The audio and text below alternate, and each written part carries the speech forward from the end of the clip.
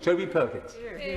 Well, thank you very much, Mr Deputy Speaker. And it's a great pleasure to wind up for the opposition after a good debate with some excellent speeches and important contributions from across the House on this legislation. I'd like to start by repeating my honourable friend's tribute to our colleagues in the House of Lords who adopted a constructive cross-party approach to this bill. And I hope that the Minister has taken note of the contributions that have been made, because I think there was much that was said by members on both sides of the House that was of real value in this debate. Indeed, two contributions that were made from Conservative members of Parliament, inadvertently I suspect, were very revealing. The honourable gentleman from Harlow revealed that adult education funding is currently at its lowest level in 23 years.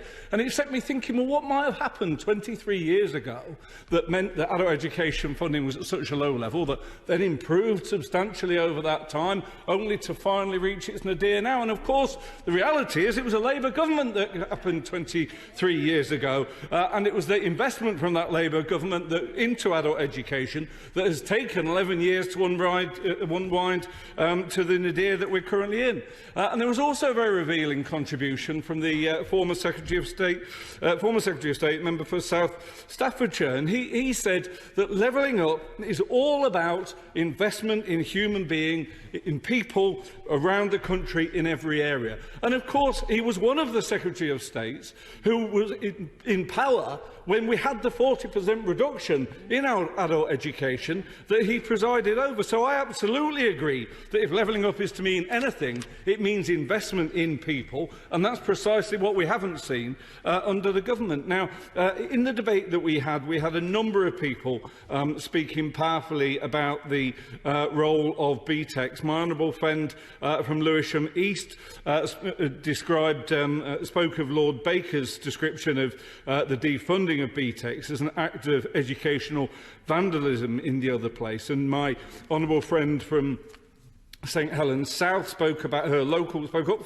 college and about the number of students at that college who would miss out. My honourable friends from Luton South and Bristol South spoke of the importance of the BTEC pathway, particularly for disadvantaged students. And my honourable friend from Birmingham Hall Green spoke passionately and I think movingly about his own journey as a BTEC engineering student, leading on to being the very first person in his family to go to university, and then proud to see his own son follow in those footsteps. And it is really important, I think, this whole question, because what the government has done on this is it set out to trash BTECs, trash the reputation of them, and then come back and say, well, actually, we're only going to get rid of some of them, only the low-quality ones. But that damage is being done already. Students are on those courses now. 230,000 students doing Level 3 BTECs, being told that they're poor-quality qualifications. So why make that announcement? Why set all that uncertainty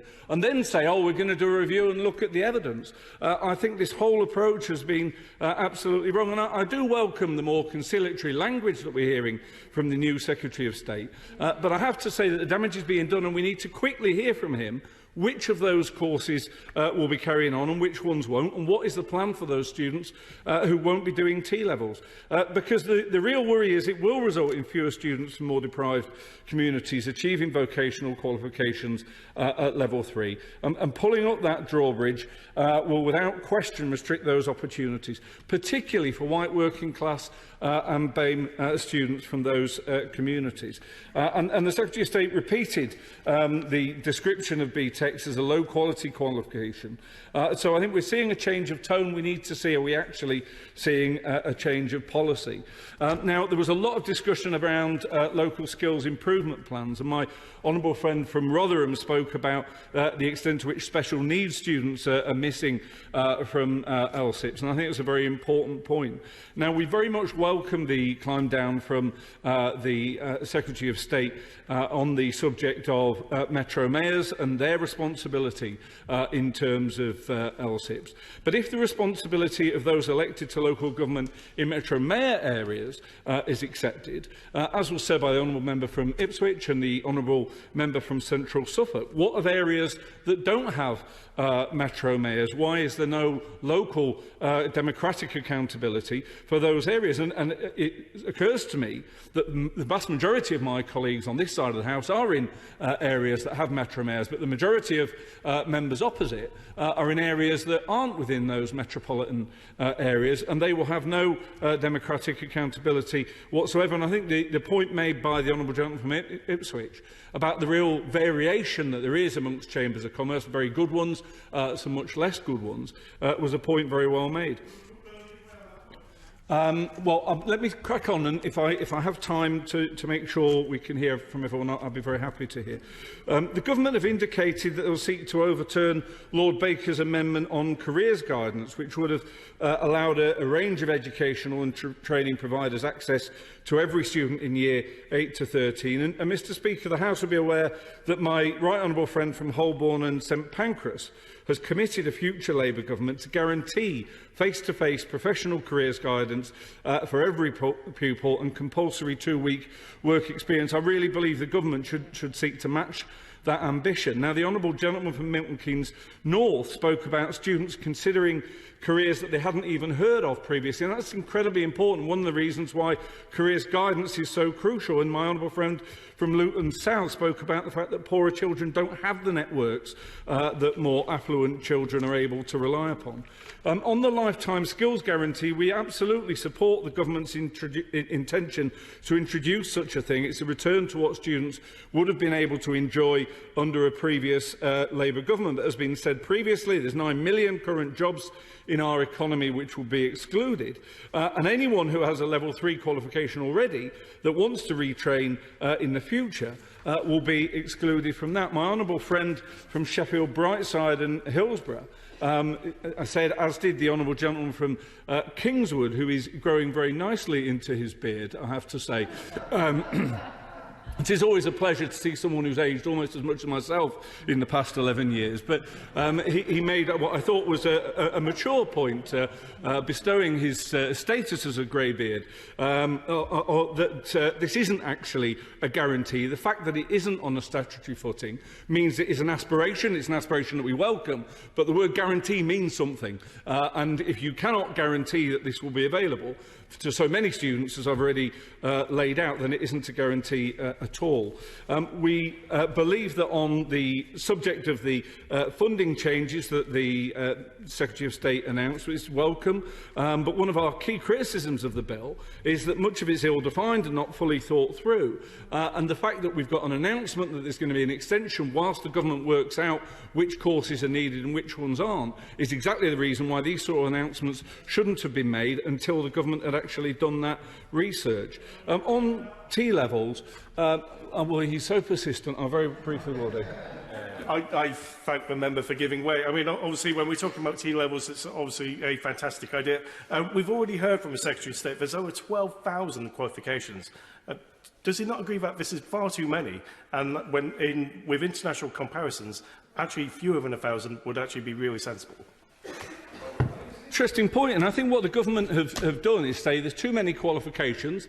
They've spoken about the scrapping of BTECs. They're undermining BTECs by saying it's a low-quality qualification. Now they're going to go away and find out which ones they want to get rid of. It seems like it's the wrong way round. Why don't you identify what's the poor-quality qualifications and then could start announcing your policy? So that's where I think the government have got it wrong. Now, on the need to have maths and English as an exit-level qualification for T-levels, I think the Secretary of State is absolutely right to change his approach on that. It's one that we've been calling for. But given that all those students that are currently doing T-levels had maths and English as an entry level, the pilot is going to be very misleading, because the people who are doing the T-levels currently, that we're going to be investigating the pilot in terms of their outcomes, are going to be different to those who are going to be able to study T-levels after this change. So it's important that that's considered considered very carefully. The honourable gentleman from Waveney spoke about the Universal Credit Amendment, and I think he was absolutely right to do so. You know, we keep hearing from government the importance of people on universal credit being able to get into work.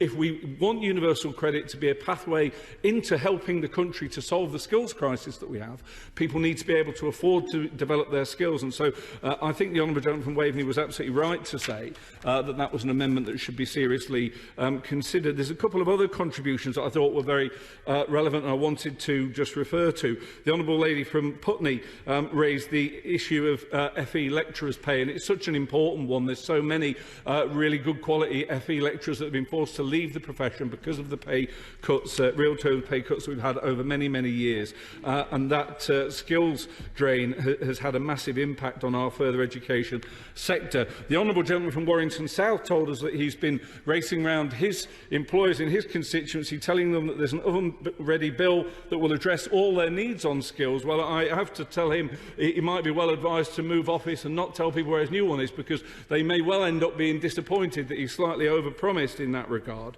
The honourable lady from Stroud blamed the Labour government for the fact that when she left school at the age of 15 she was made to feel bad.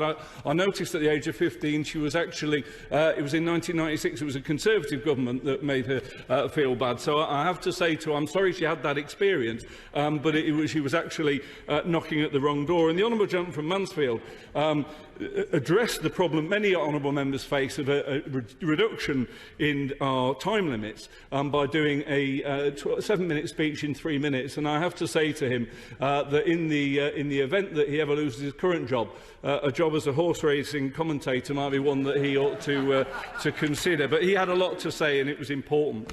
Honourable friends from Wirral West and Birkenhead spoke about the scale of the cuts that we've had and the collapse in investment in further education and adult education. And I have to say, Mr Deputy Speaker, that this is a small bill. It's one that's limited in scope. It leaves apprenticeships out. It's silent on the role of independent training providers who provide the majority of workplace learning.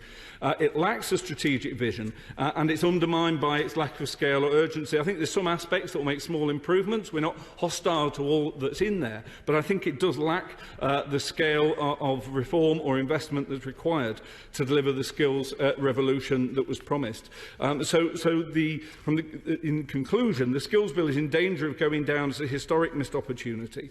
The government should recognise the amendments introduced by their lordship strengthen it. It should recognise that apprenticeships are central to skills in this country and do more to increase the numbers studying and offering them. It should encourage a collaborative approach that recognises a role for all communities, whether they happen to have a Metro Mayor or not. It should address the chronic underfunding that has characterised the last 11 years in further education. And if this government took this approach, the approach that Labour are calling on today, they would have a chance of enabling England to compete with the very best skills systems in the world. It is the very least that English workers and employers deserve. Yeah.